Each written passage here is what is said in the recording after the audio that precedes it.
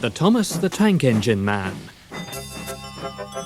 Brian Sibley presents a profile of the creator of the Railway series, the Reverend W. Awdry.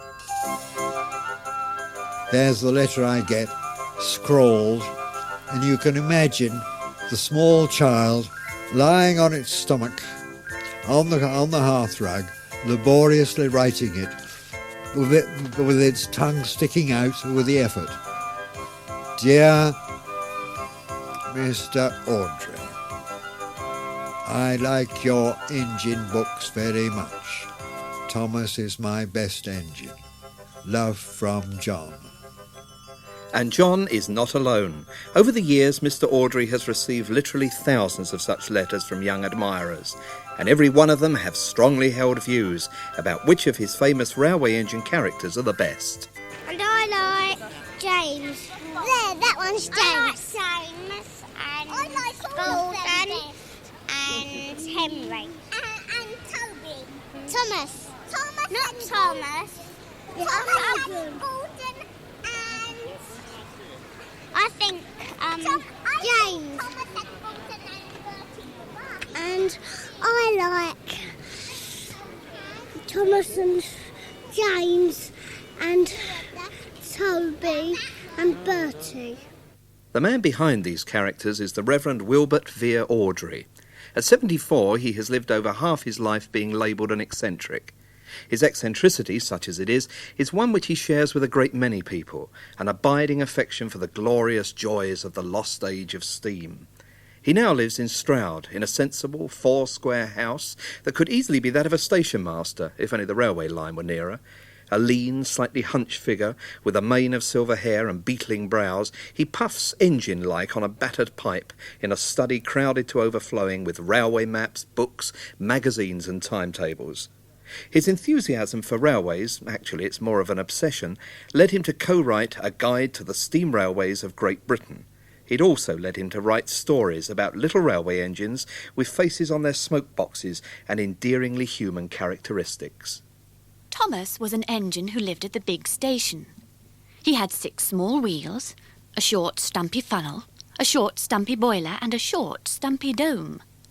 He was a fussy little engine, always pulling coaches about. He was a cheeky little engine too. He thought no engine worked as hard as he did, so he used to play tricks on them. He liked best of all to come quietly beside a big engine dozing on a siding and make him jump. "Beep, beep, beep, bip, beep! Wake up, lazy bones!" he would whistle. "Why don't you work hard like me?" Then he would laugh rudely and run away to find some more coaches. There's no denying that Thomas and his railway chums, Edward, Henry, Gordon and James, are appealing characters. But what is rather surprising, even to their creator, is that they should be so appealing to children of today. I find it amazing that children should still buy books about an age that is gone, as far as everyday life is concerned. Mainly, of course, it's the parents who actually buy the books, almost 8 million of them since the series began, but the children themselves seem to have an insatiable appetite, not only for the books, but for a veritable department store full of railway merchandise. There are, rather obviously, Thomas model engines, ironically powered by electricity, and rather less obviously, Thomas duvet covers, bedside lights, money boxes, nursery china, pullovers, bath towels, 3D viewers, records, tapes and videos, painting books, stationery sets and embroidery kits. But this extraordinary phenomenon had its humble beginnings in 1945, when Mr. Awdry, then aged 34, was a curate at King's Norton in Birmingham. Well, it all began when my son Christopher caught measles at the age of 3, and he had to be in a darkened room and he wasn't allowed to use his eyes much, and we'd exhausted the entertainment value of most of the nursery rhymes we knew, but there were 2 which still rang a bell. One was the early in the morning down at the station, all little engines standing in a row. Well, I drew some engines standing in a row. I'm not much good at drawing, so I drew them the easiest way, head on. And there was blank space, the smoke boxes. So just for fun I put little faces in. What's his name, Daddy? Edward. First name that came into my head. Why is he sad, Daddy? Again, first thing that come to my head, because he's old and he hadn't been out for a long time. And so, from question and answer, we built up a Cinderella story of Edward's day out.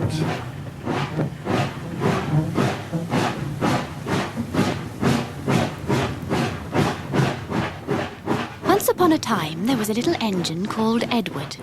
He lived in a shed with 5 other engines. They were all bigger than Edward and boasted about it. "Oh, the driver won't choose you again," they said. "He wants big, strong engines like us."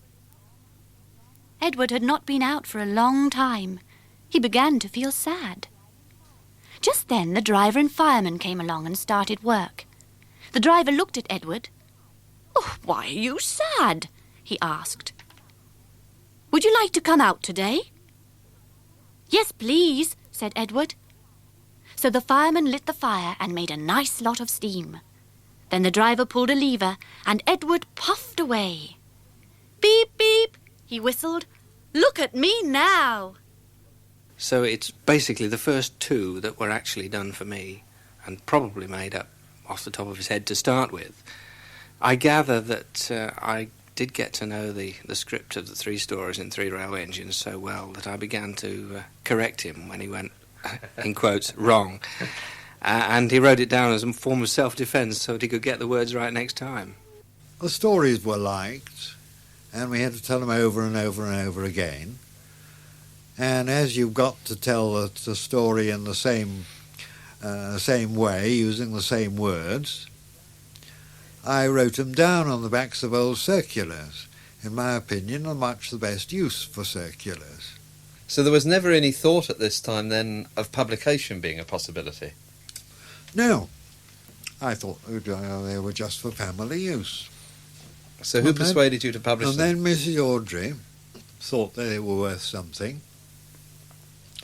And in the manner of wives, she stuck pins into me to do something about it. I had seen books in shops, which I didn't think very much of, and went home and said to Wilbert, "I think yours are quite as good as this. Why don't you do something about it?" But he said, "What? You tell me." You see, of course, I didn't know anything about publishing or printing or anything, you see. But she wouldn't give up.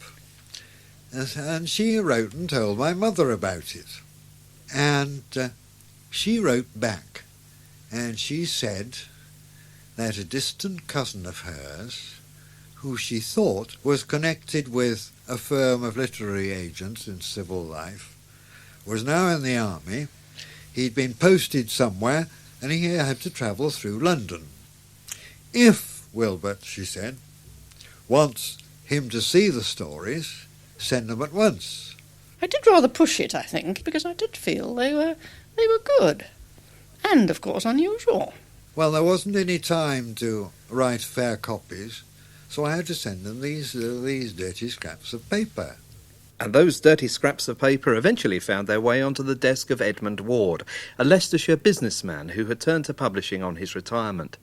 Mr. Ward saw merit in the lively little tales about Edward and his friends, and in 1945 published The 3 Railway Engines, in its now familiar oblong format, just the right size for a child to hold, and with brightly coloured pictures facing each page of text. The book's success brought a request for a sequel, and the following year saw the appearance of Mr. Awdry's most famous creation, Thomas the Tank Engine, dedicated to the little boy who started it all. Dear Christopher, here's your friend, Thomas the Tank Engine. He wanted to come out of his station yard and see the world. These stories tell you how he did it. I hope you will like them, because you helped me make them. Your loving Daddy. James the Red Engine followed in 1948, and soon a new railway book was being published every year. All the engines had individual and very distinct personalities. Some were cheeky and troublesome, others proud and temperamental. Steam engines always have their own personalities, and that was an idea which has been with me for most of my life. I remember we used to live in a house within 100 yards of the Great Western Main Line, where it climbs up from Box Station up through Box Tunnel up to Corsham, a gradient of about 1 in 100. And at night, as a small boy, lying in bed, I'd hear a heavy freight come into Box Station.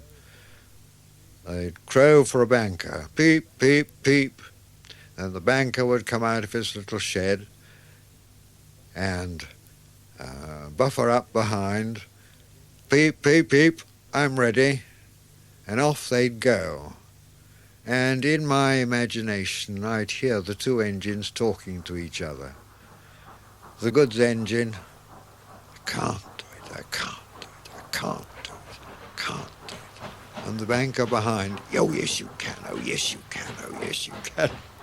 And so they'd go on right up until the sounds of their argument were lost in the tunnel. I can't do it, I can't do it, I can't do it, puffed Gordon. I will do it, I will do it, I will do it, puffed Edward. I can't do it, I will do it, I can't do it, I will do it, I can't do it, I will do it. They puffed together. Edward pushed and puffed and puffed and pushed as hard as ever he could. And almost before he realised it, Gordon found himself at the top of the hill. As he continued to write new books for the Railway series, there were to be 26 in all, containing over 100 stories, Mr. Awdry introduced more and more characters. Toby the tram engine, Donald and Douglas the Scottish twins, and Percy the small engine, as well as a variety of other vehicles such as Harold the helicopter, Terence the tractor and Bertie the bus. And in charge of everything and everybody was the strict but kindly Fat Controller. To consolidate his creation, Mr. Awdry later invented a location for his unique railway network, the island of Sodor, situated somewhere between Barrow-in-Furness and the Isle of Man.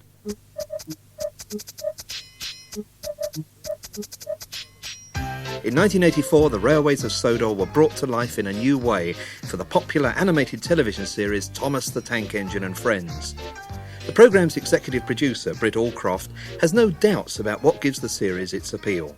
The thing which brings these stories to life is magic.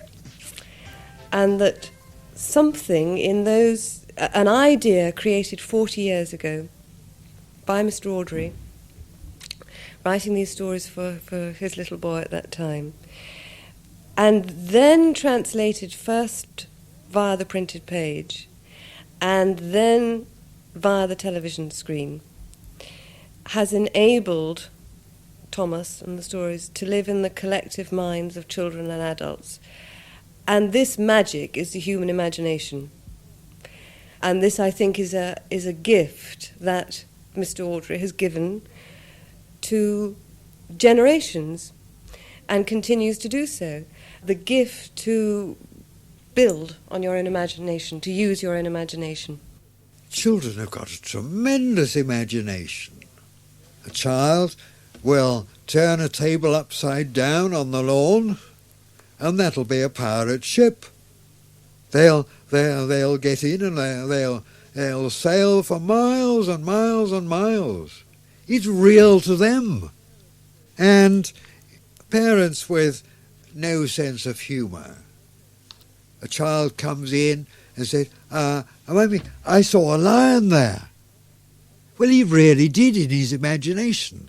A stupid parent will tell him not to say and not to tell lies. Of course there's not a lion in the garden. You know the sort of thing. But whilst Mr. Awdry's stories are full of imagination, that imagination is never permitted to run completely wild, never allowed to become silly. Every one of the adventures in his stories is based on the authentic exploits of real steam locomotives, which is why they appeal not only to children, but to railway enthusiasts of all ages. In the days before BR lost its sense of humour and couldn't laugh at itself, in the Railway Gazette they had a delightful page which they called the Scrap Heap. And in it there were offbeat incidents which had happened.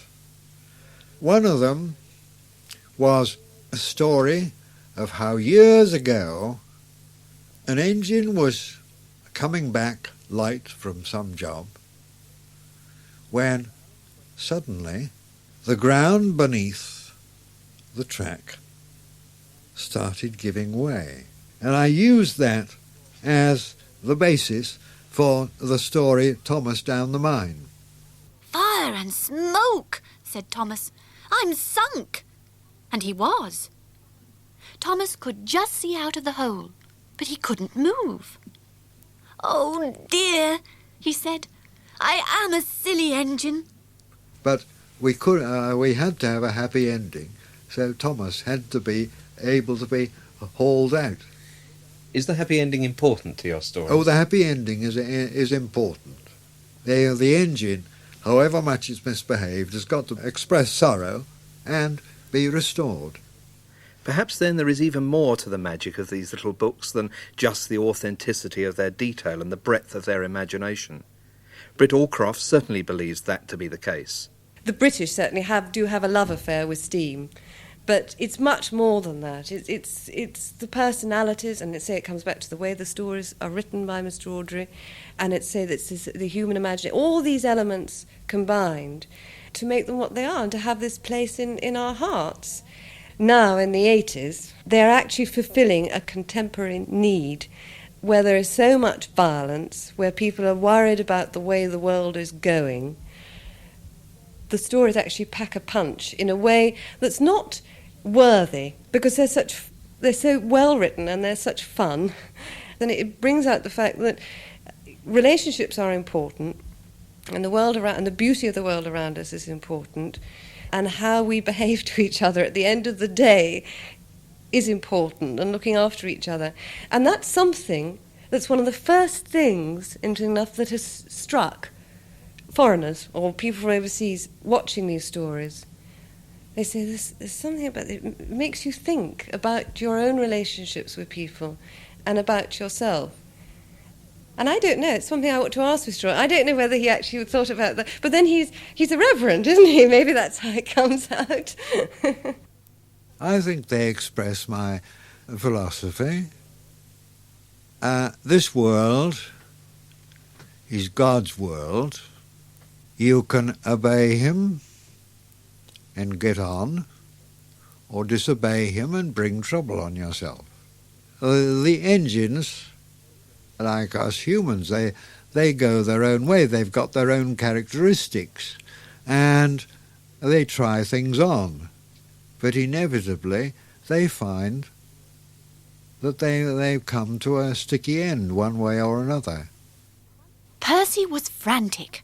Once on the slope he tobogganed helplessly down, crashed through the buffers and slithered into the sea. You are a very disobedient engine. Percy knew that voice. He groaned.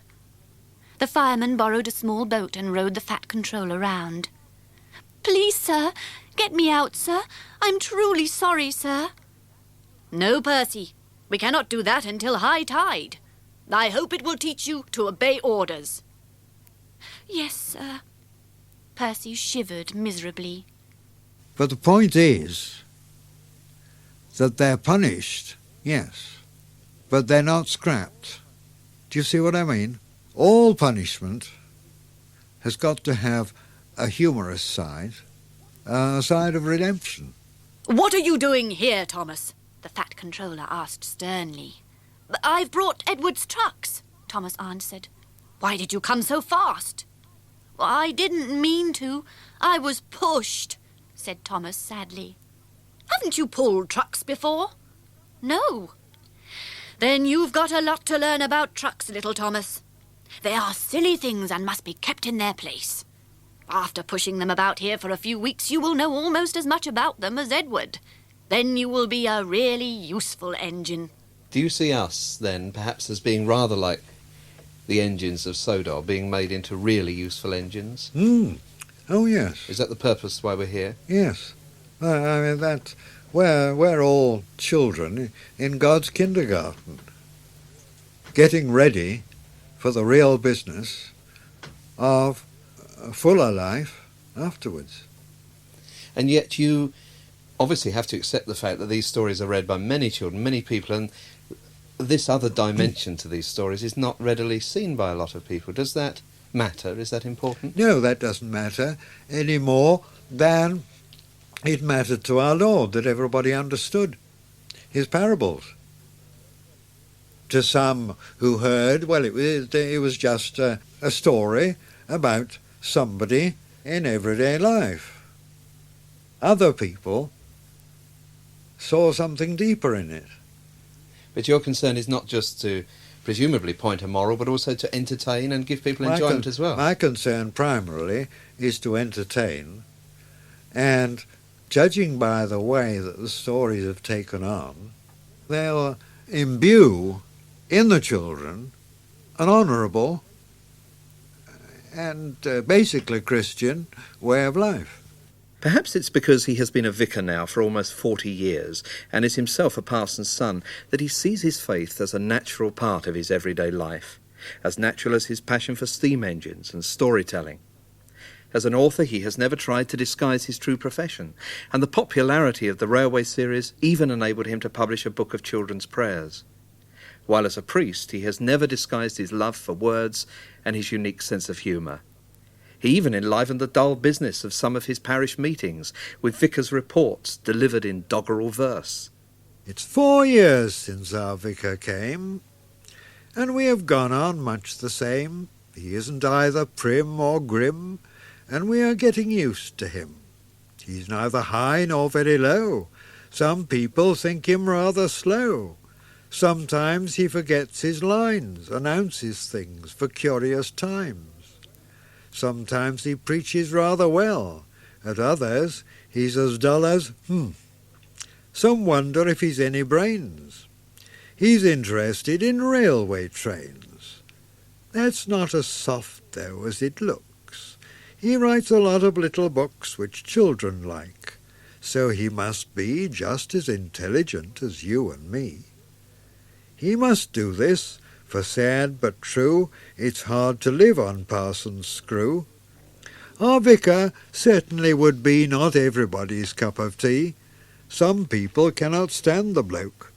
But one thing, he can take a joke. Whatever else the Railway series has done, it has certainly ensured that Mr. Awdry no longer has to live on parson's screw. Well, it's brought me far more than I ever imagined. In 1965, I retired when Thomas the Tank Engine was producing enough income for us to live on comfortably, not lavishly, and so I decided to go, as I called it, into private practice. And we came to live here 20 years ago. But now the income is to me, is simply fantastic. And yet you live in really very modest lifestyle, don't you? Yes, well, that's a natural lifestyle for me to live in. So you're not tempted by large sums of money to... No, I get a royalty of 3 1/3%, which is really quite small. But with the fantastic sales, I don't want any more. What should I do with it?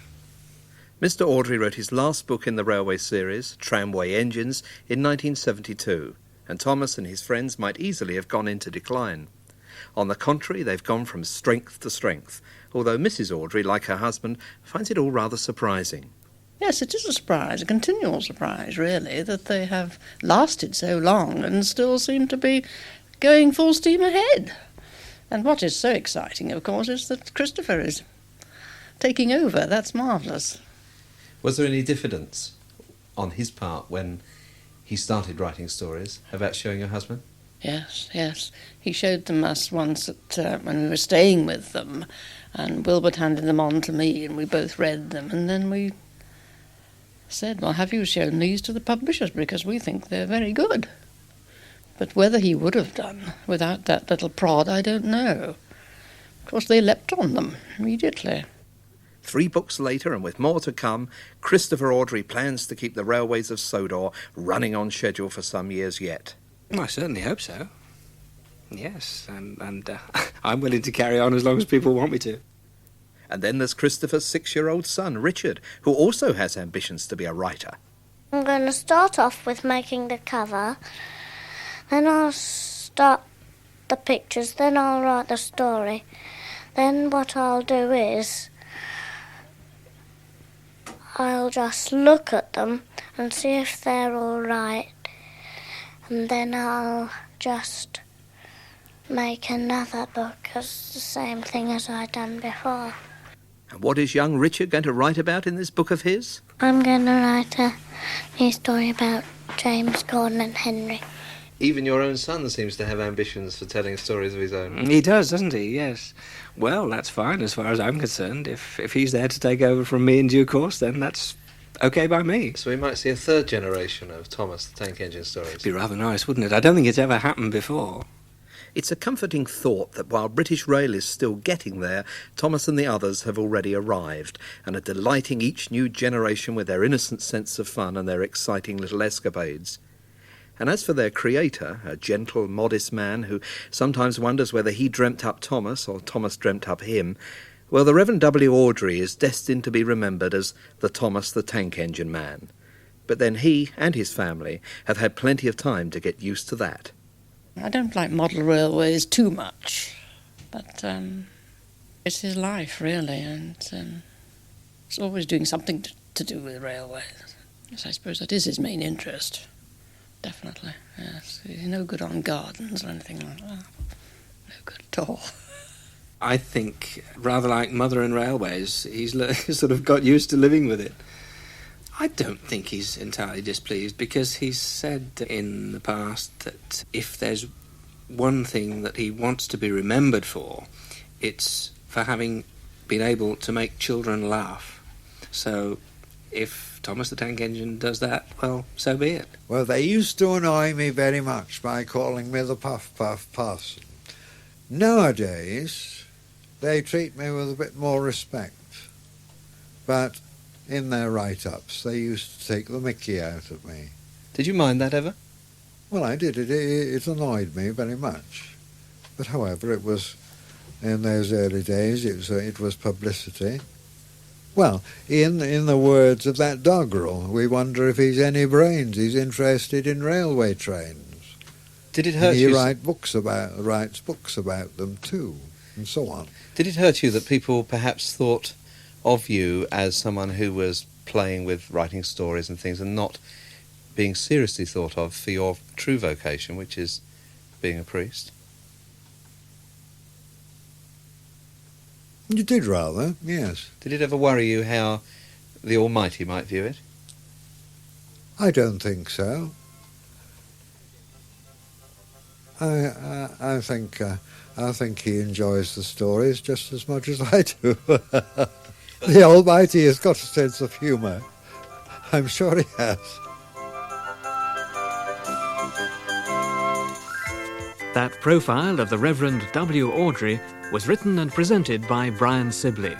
The readings were by Alison Draper, and the programme was produced by John Forrest.